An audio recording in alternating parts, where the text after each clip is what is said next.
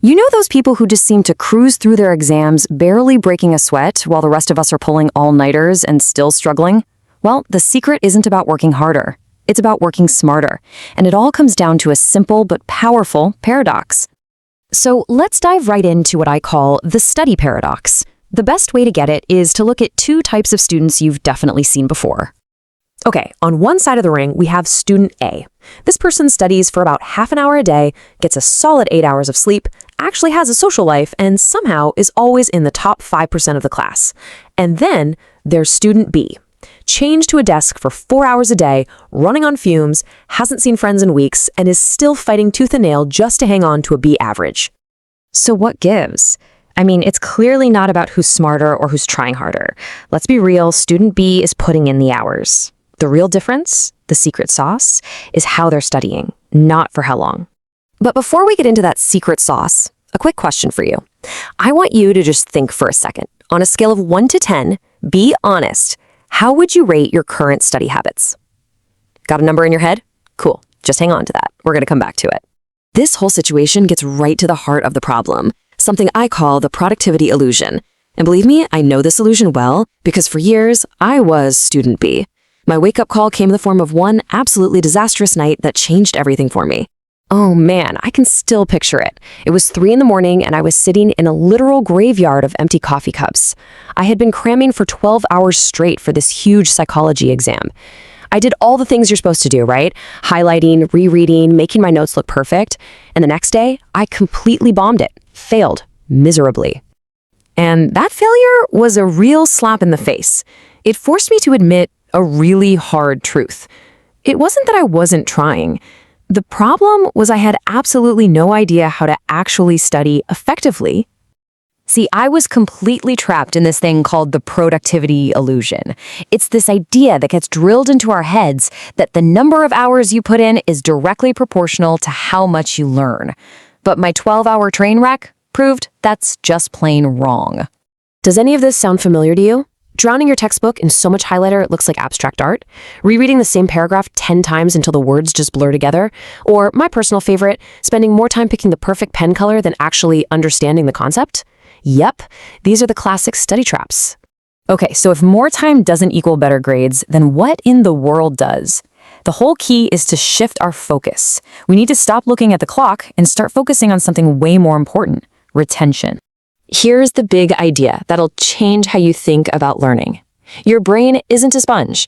You can't just pour information on it and hope it soaks it all up. Nope. Your brain is a muscle. And just like any other muscle, it needs the right kind of training to get stronger, not just endless, mindless reps. This brings us to a super simple but seriously powerful formula. Real learning, the kind that actually sticks, is the amount of information you study multiplied by your retention rate. So if you want better results, you don't need more information. You need a higher retention rate. Now look at this. This chart shows you exactly what I'm talking about, and it's pretty wild. On the left, that's 5 long hours of studying, but with a terrible 10% retention rate. The result, you've only really gotten 30 minutes of actual learning done. Now look at the right. Just 1 hour of smart studying, but with a 50% retention rate, and you get the exact same result. Same outcome, but you just got 4 hours of your life back. That's a huge deal. So the million-dollar question is, how do we crank up that retention rate? Well, the answer is a concept called active learning. And honestly, the best way to think about it is like patching up a leaky bucket. Passive learning, that's your leaky bucket. That's all the rereading and highlighting. You're just pouring information in, and most of it is just leaking right out onto the floor. It's a waste. But active learning, that's like patching the holes in the bucket. It's about doing things, answering practice questions, trying to explain the idea to a friend, or figuring out how it applies to real life. You're not just consuming, you're actually engaging with it.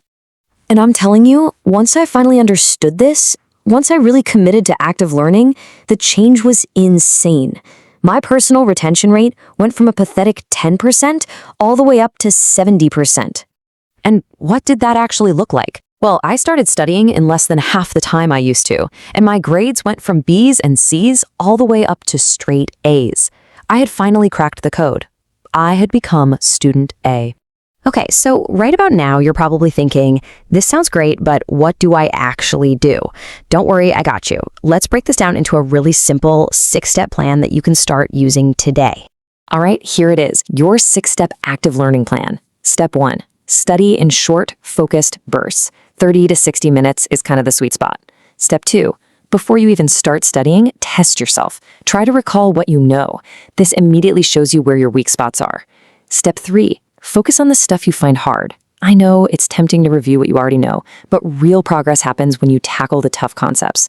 Step 4, use active methods. Make flashcards, do practice problems, or, and this sounds silly but it works, try explaining the concept out loud to someone, or even your pet. Step 5, connect the new stuff to things you already get. When you build these mental bridges, the information has something to stick to. And finally, step 6, do a super quick 5-minute review right before you go to sleep. Your brain does some amazing memory work while you rest, and this gives it a little boost. And there you have it. It's really not magic, is it? It's a method. It's a smarter way to learn that actually respects your brain and, just as importantly, your time. So the only question left is, are you ready to change how you do things? Hey, remember that number from the beginning? That 1 to 10 rating you gave your study habits? Think about it again right now. After everything we just went over, does it still deserve that score? If your answer is no way, that's a fantastic sign. It means you're ready to level up. And that brings us to the last and maybe the most important question of all. It's not about what you learned here today, it's about what you're going to do with it. So, what's the first active step you are going to take to reclaim your time and finally start studying smarter, not harder?